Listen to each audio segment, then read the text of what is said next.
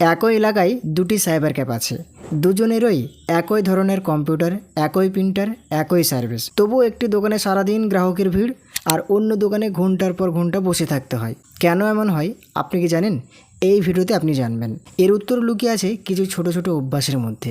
আজ আমি এমনই 5টি অভ্যাস নিয়ে কথা বলবো, যেগুলো যদি আপনি আজ থেকেই শুরু করেন তাহলে ধীরে ধীরে আপনার দোকানের প্রতি মানুষের বিশ্বাস বাড়তে পারে। তাই ভিডিওটি শেষ পর্যন্ত দেখবেন, কারণ শেষের অভ্যাসটি কিন্তু সবচেয়ে গুরুত্বপূর্ণ। তো চলুন আজকের এই ভিডিওটি আমি শুরু করে দিই। তো 1 নম্বর অভ্যাস যেটা আমি আপনাকে বলবো সেটি হচ্ছে প্রতিদিন নতুন কিছু শেখার অভ্যাস।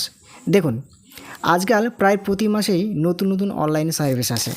যেরকম এই যে লক্ষ্মী ভাণ্ডারটা কেটে হয়ে গেল অন্নপূর্ণা ভাণ্ডার, মানে অনলাইনের কথা বলছি।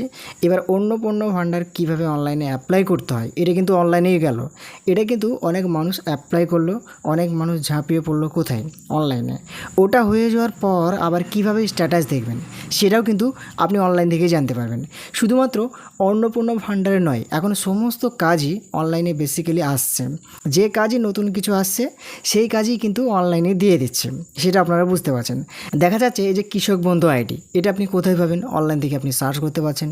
এছাড়াও দেখা যাচ্ছে আপনি যদি রেশন কার্ডের কাজ করেন, রেশন কার্ডের ফর্ম ফিল আপ অর্থাৎ নতুন অ্যাপ্লাই কীভাবে করতে হবে, কীভাবে কারেকশন করতে হবে, কীভাবে আপডেট করতে হবে, কীভাবে ফোন নাম্বার লিঙ্ক করতে হবে, এভাবে কিন্তু অনলাইনে রেশন কার্ডের কাজও হচ্ছে। তাছাড়া যদি আপনি ফটোশপের কাজ করেন তাহলে ফটোশপেরও বিভিন্ন কাজ দেখা যাচ্ছে। ফটো এডিটিং থেকে শুরু করে নিয়ে টেক্সট এডিটিং থেকে শুরু করে নিয়ে অনেক ধরনের কাজ। এমন কাস্টমার আসলো আপনার দোকানে যাতে আপনি বলতে না পারেন যে এটা হবে না, এরকম যেন না আপনি বলতে পারেন। আপনাকে কি করতে হবে সেটাও কিন্তু আপনাকে করে দিতে হবে সঙ্গে সঙ্গে। তো এবার বলি, যদি আপনি একই জায়গায় দাঁড়িয়ে থাকেন তাহলে অন্য দোকান এগিয়ে যাবে।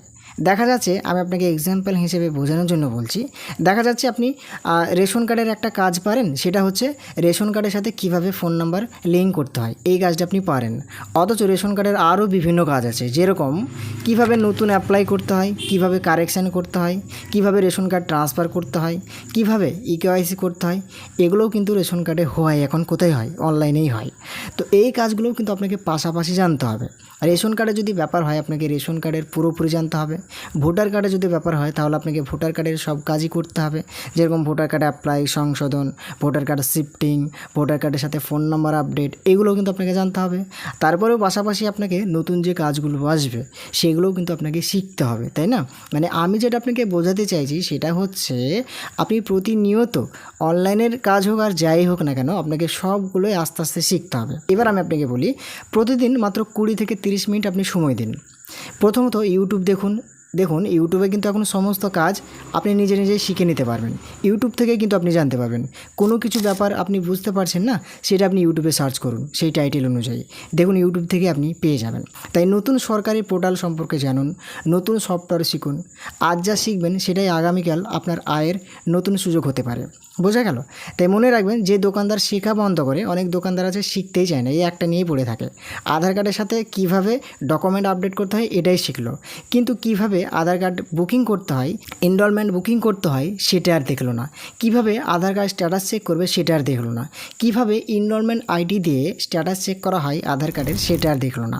তাহলে কি করতে হবে? এগুলোকেও সবগুলোই জানতে হবে। তাই আমি আপনাদেরকে বলবো, যে দোকানদার শেখা বন্ধ করে দেয় তার ব্যবসাও কিন্তু একসময় থেমে যায়। তাই কি করতে হবে? সবগুলোই আস্তে আস্তে শিখতে হবে।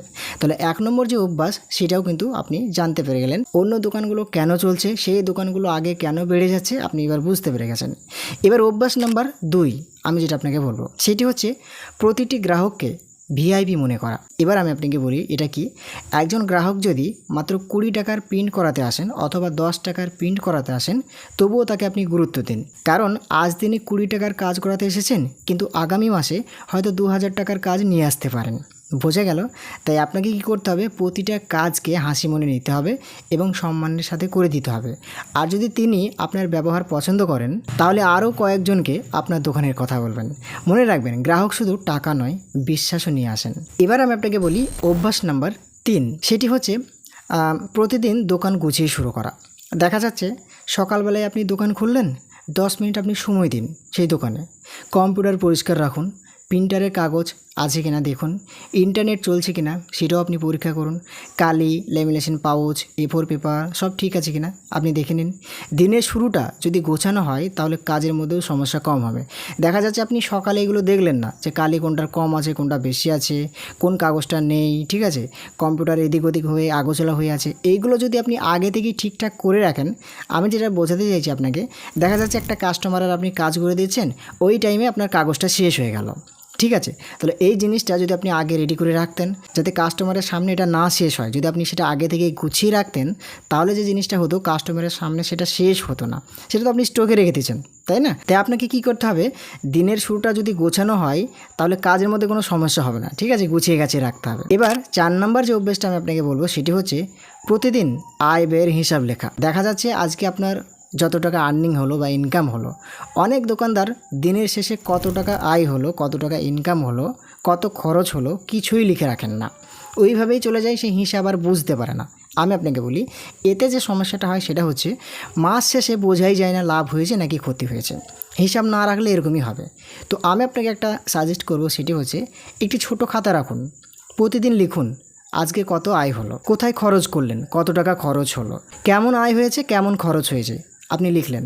মাস শেষে দেখবেন ব্যবসার আসল অবস্থা পরিষ্কারভাবে বুঝতে পারছেন। আশা করি এটাও বুঝতে পারলেন। এবার অভ্যাস নাম্বার 5 যেটা বলবো সেটি হচ্ছে কখনো গ্রাহককে না বলার আগে বিকল্প ভাবা। মানে অনেক সময় কোনো কাজ দেখা যাচ্ছে আপনি করতে পারেন না, তখন সরাসরি হবে না বলার কোনো দরকার নেই, ঠিক আছে।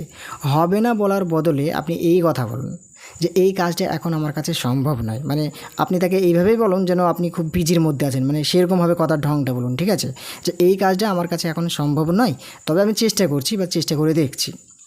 অথবা অন্য কোনো বৈধ উপায় থাকলে সেটিও জানান। এই ব্যবহার গ্রাহকের মনে ভালো প্রভাব ফেলে।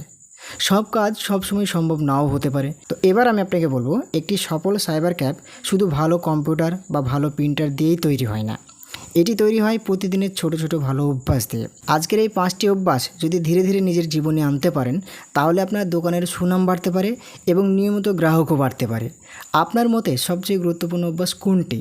কমেন্টে অবশ্যই লিখে জানান। আর এই cyber cafe related, Photoshop related, online service related এবং ব্যবসা সম্পর্কিত বাস্তব অভিজ্ঞতার ভিডিও পেতে অবশ্যই চ্যানেলটিকে সাবস্ক্রাইব করে পাশে থাকবেন, যাতে আরও নতুন নতুন ভিডিও আপনার ফোনে পৌঁছাতে পারে অথবা আপনার কম্পিউটারে পৌঁছাতে পারে। তো আজকের মতন এখান থেকেই দেখা হবে আবারও নতুন ভিডিওতে, কোনো একটি নেক্সট ভিডিওতে। ভালো থাকবেন, সবসময় নিজের খেয়াল রাখবেন। ধন্যবাদ।